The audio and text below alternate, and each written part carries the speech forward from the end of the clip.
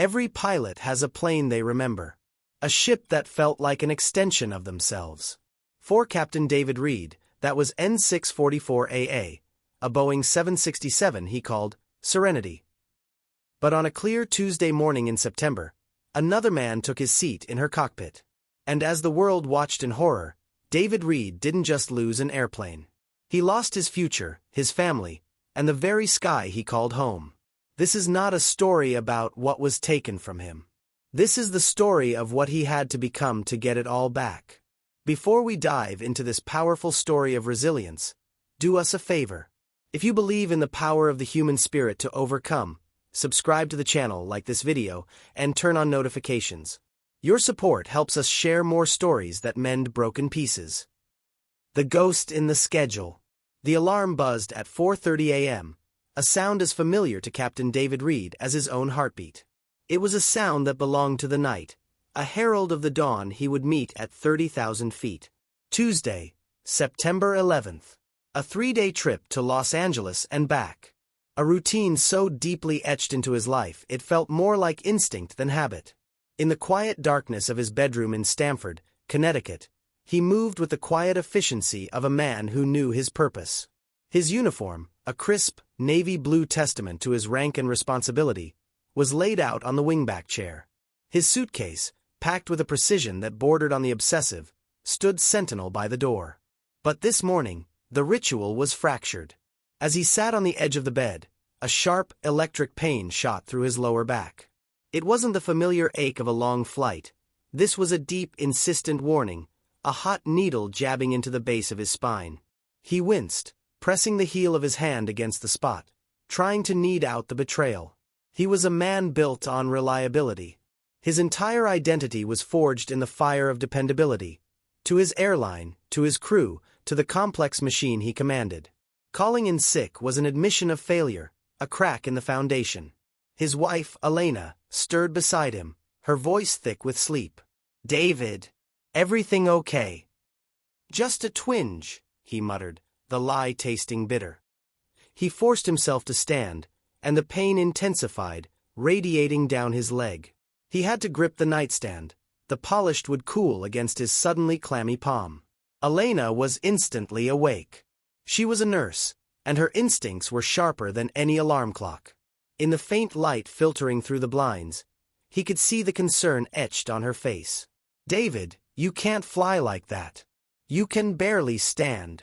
"I have to," he insisted, his voice tight. "It's the 644. My bird." There was a possessiveness in his tone that went beyond professional pride. N644AA, a Boeing 767 he had privately christened Serenity, was more than metal and wire. He knew the specific hum of her engines, the gentle feedback in her controls.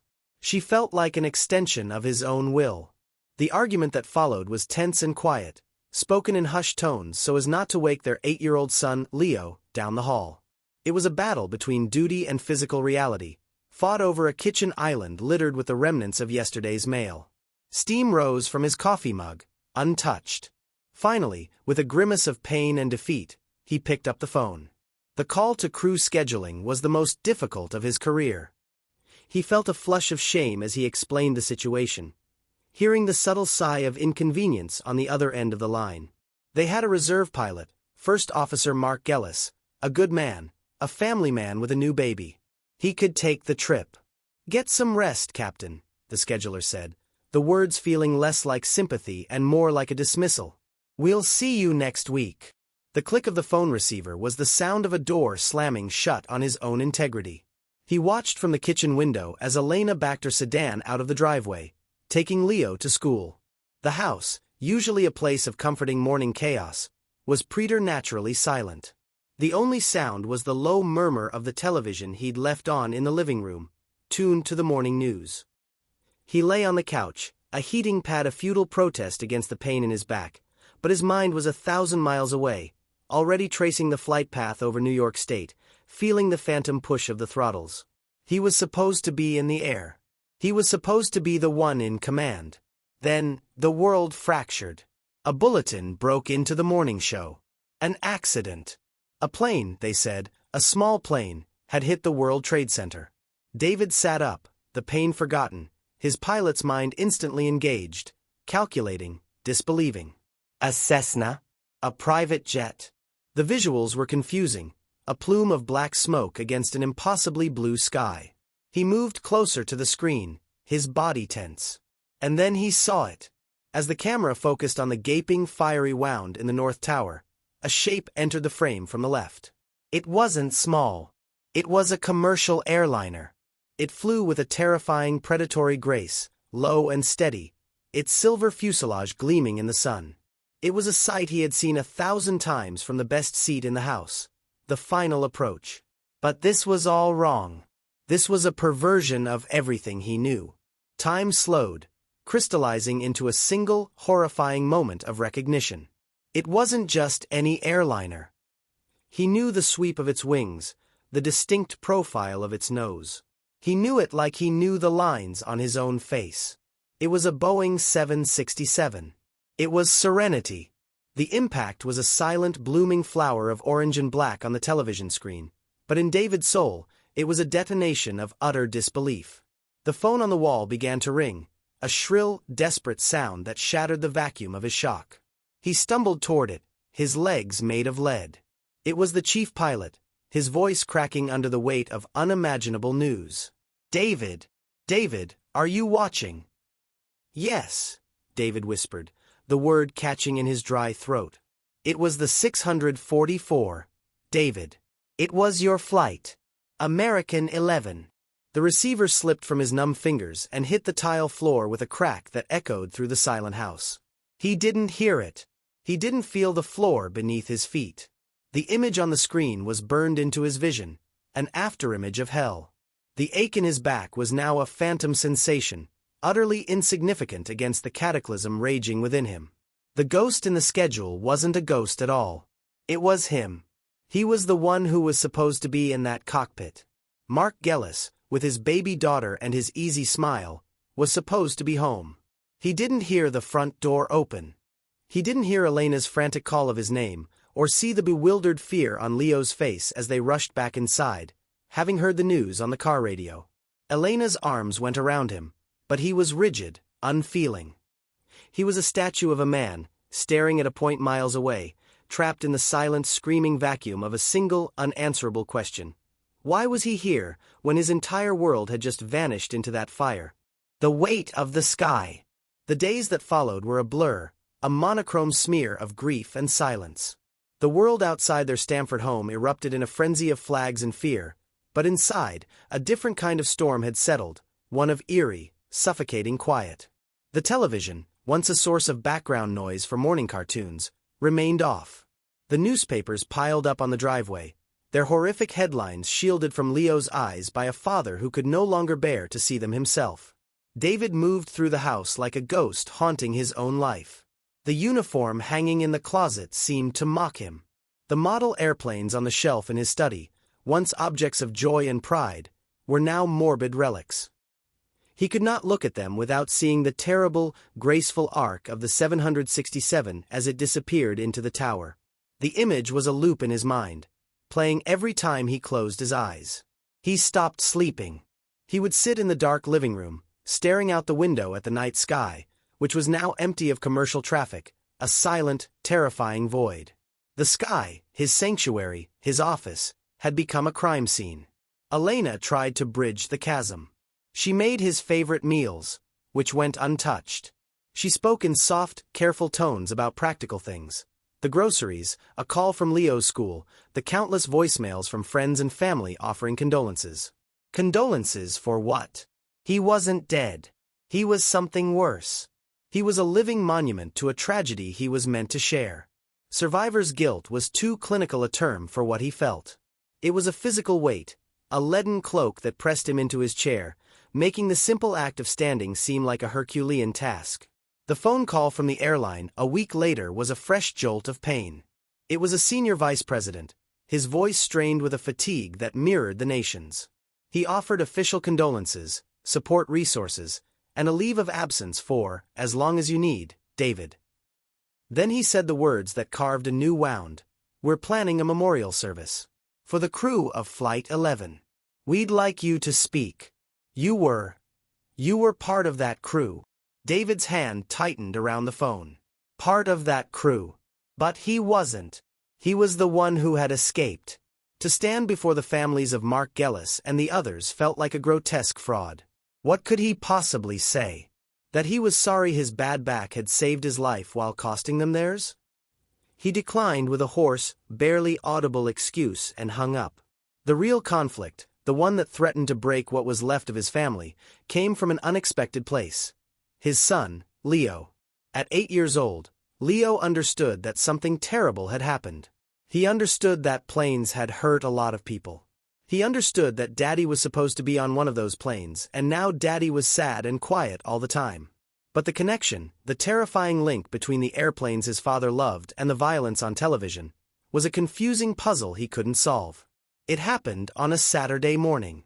Elena had gone to the store, leaving David in charge. Leo crept into the living room where his father sat staring blankly at the cold fireplace. In his small hands, he held a detailed Lego model of a Boeing 767, a gift David had helped him build months ago, a project that had been filled with laughter and lessons about aerodynamics. Daddy! Leo's voice was small. Can we play airplanes? Can you tell me about the 767 again? David turned his head slowly. His eyes, hollow and shadowed, fell upon the toy. It was a perfect, innocent replica of the machine that had become a symbol of nightmare. In his mind's eye, the red and blue Legos morphed into the silver and red livery of American Airlines. He saw not a toy, but the weapon. A wave of nausea and anger, hot and sudden, washed over him. It was an irrational, visceral reaction. "Get that away from me," he snarled, his voice a low growl that Leo had never heard before. Leo flinched, his small face crumpling in confusion and hurt.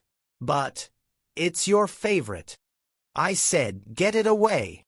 David snapped, his hand shooting out and swatting the model from Leo's grasp.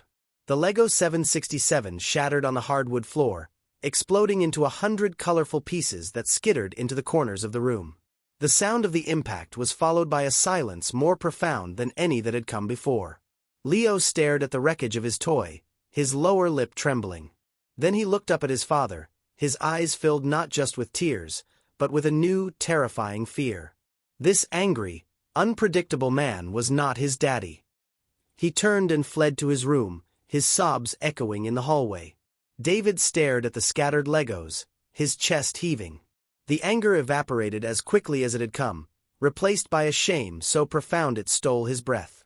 He had not just broken a toy, he had broken a piece of his son's trust. He had allowed the horror from the outside world to poison the sacred space of his own home. He looked at his own hand, the instrument of the destruction, as if it belonged to a stranger.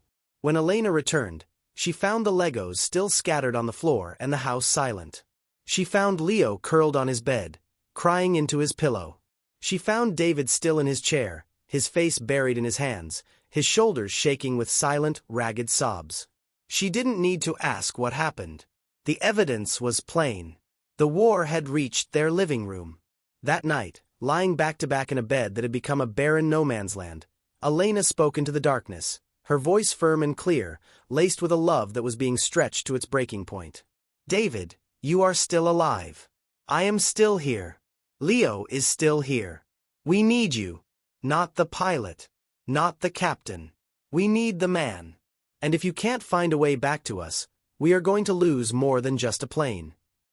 Her words hung in the air, a final, desperate ultimatum. The external tragedy had become an internal one. The challenge was no longer about surviving the grief. It was about surviving himself.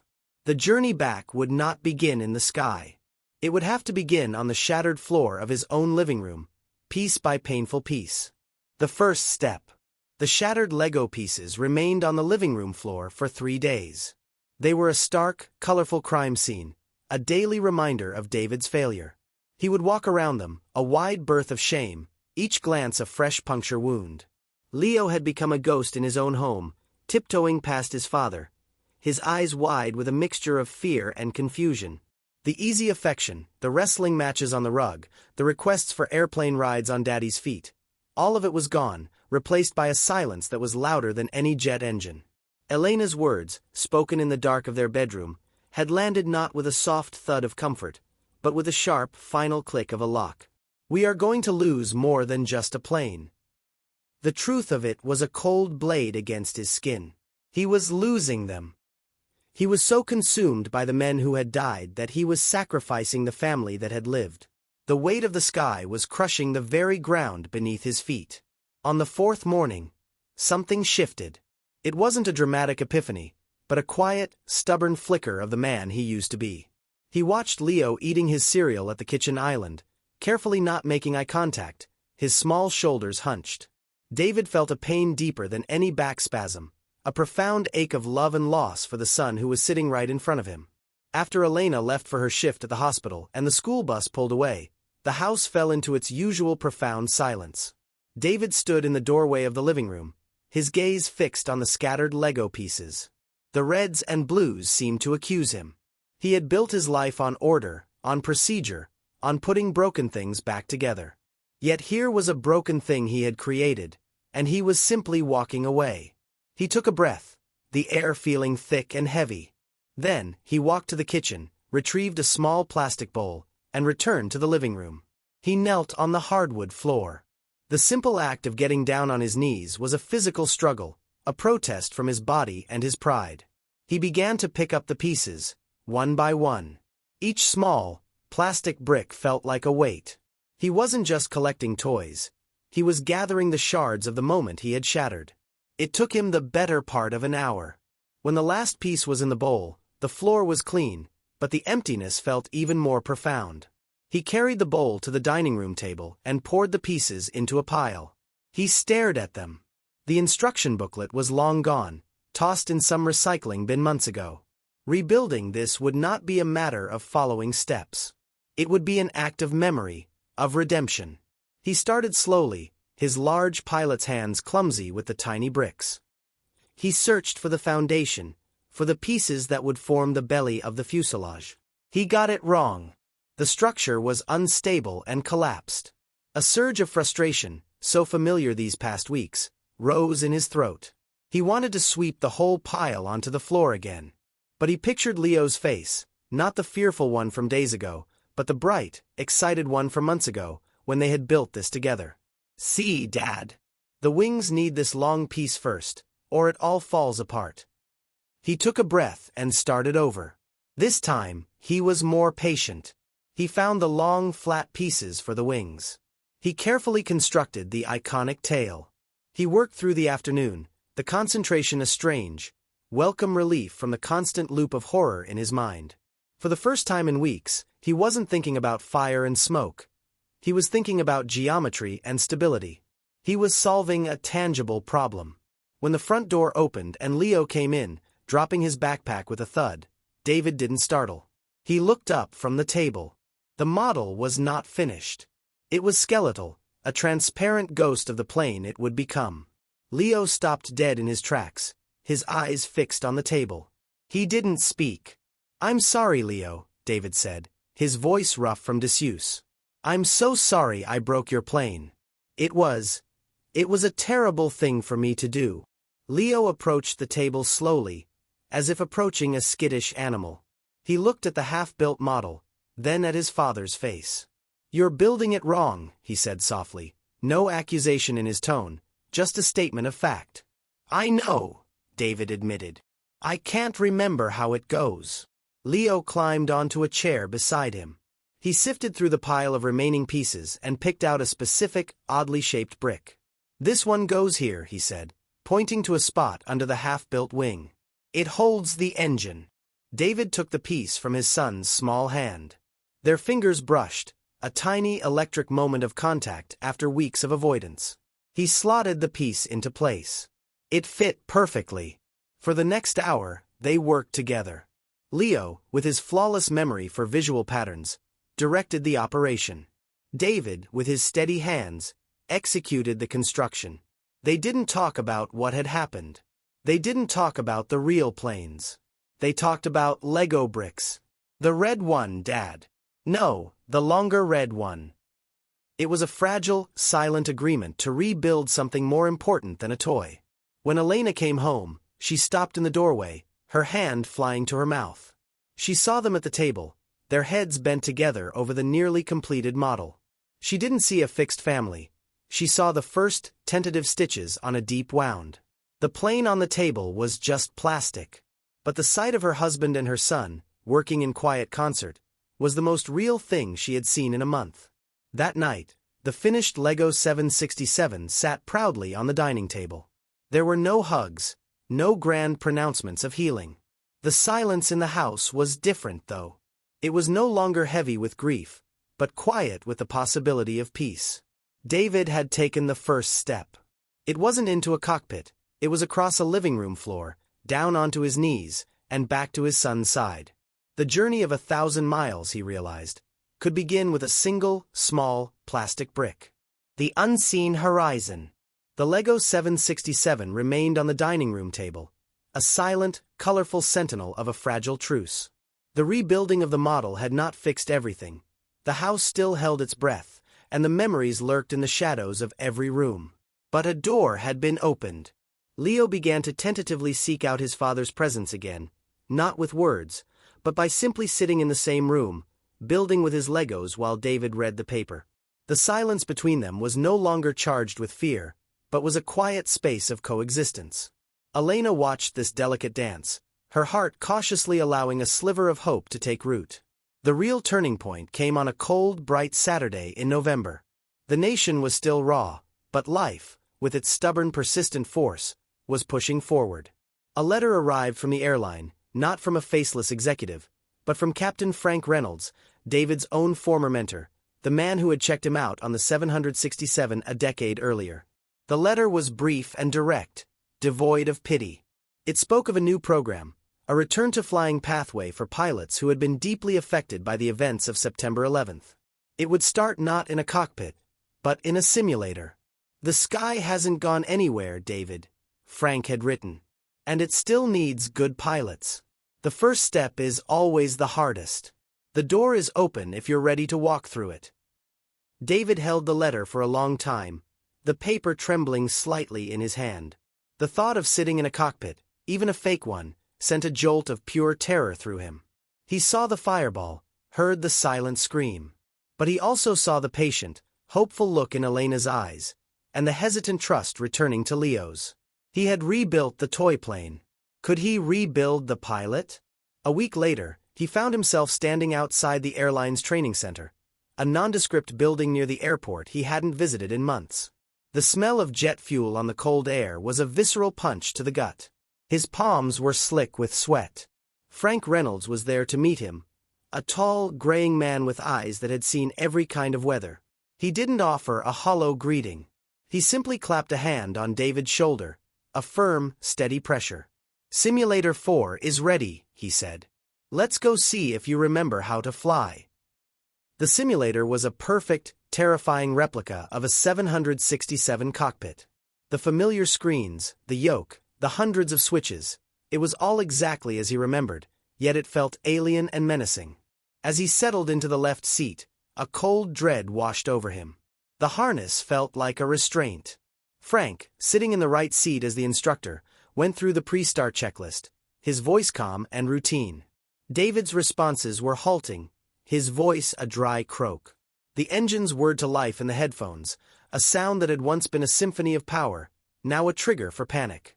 The visuals on the wraparound screen flickered to life, depicting a sunny day on a familiar runway at Logan Airport. The very runway American 11 had departed from. "Your aircraft, Captain," Frank said softly. David's hands gripped the yoke. They were trembling.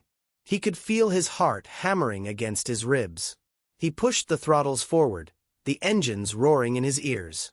As the simulated plane began to roll, the sensation was overwhelmingly real. The buildings on the screen rushed past. The rotation speed approached. This was the moment. This was where it all began. A wave of nausea hit him. He saw the twin towers in his mind, not on the horizon, but directly in his path. He wanted to abort, to slam on the brakes, to shut the whole thing down. "David," Frank's voice cut through the panic, not as an instructor, but as a friend. Look at your instruments. Trust your instruments. The sky is clear. The plane is sound. Fly the airplane, son. The words were an anchor in his storm. Fly the airplane. It was the first, most fundamental rule. Don't panic. Aviate. Navigate. Communicate. He forced his eyes away from the haunting image in his mind and onto the artificial horizon, the airspeed indicator. His hands steadied. He pulled back on the yoke with a smooth, practiced motion. The nose lifted. The ground fell away. And David Reed was flying again. There was no magic cure in that ascent. The fear didn't vanish. It was a co-pilot in the seat next to him, a presence he would likely always have to manage. But as he leveled off, following Frank's instructions for a simple maneuver, something else broke through. It was the sheer, technical joy of it. The coordination of hand and eye, the satisfaction of a perfect trim, the breathtaking view of a digital but convincing sky. He had spent weeks feeling like a victim of the air. In this simulated sky, he was once again its master. The session lasted an hour. When the screens went dark and the engines wound down, a profound exhaustion settled over him. But it was a clean exhaustion, the kind that comes from hard, honest work. He unstrapped his harness, his hands now steady. Frank looked at him, a slow, genuine smile spreading across his face. "Welcome back, Captain." Driving home, the world looked different. The weight was still there, but it was a weight he could carry now. He wasn't trying to forget the past. He was learning to carry it with him, to let it inform his future instead of paralyzing it. He walked through the front door. Leo was waiting, a paper airplane in his hand. He looked up at his father, and for the first time in months, David saw no trace of fear in his son's eyes. Only curiosity. "Did you fly the plane, Daddy?" David knelt down, meeting his son at eye level. He thought of the simulator, of the fear and the triumph. He thought of the long road ahead. "Not yet, buddy," he said, his voice clear and strong. "But I took the first step." And in that moment, Captain David Reed knew that the most important horizon wasn't the one outside the cockpit window. It was the one he was finally, courageously, starting to see within himself. The journey wasn't over. It was just beginning. David's story reminds us that even when the world seems to fall apart, the human spirit has an incredible capacity to rebuild, piece by piece. His journey back to the sky was really a journey back to himself and his family. If this story of resilience and hope moved you, if it reminded you that dawn always follows the darkest night, then do something meaningful for our community. Subscribe to the channel and hit the like button. Your support tells us these stories matter. It helps us reach more people who might need a reminder of their own strength. And don't forget to turn on notifications so you never miss an inspiring true story. Thank you for watching.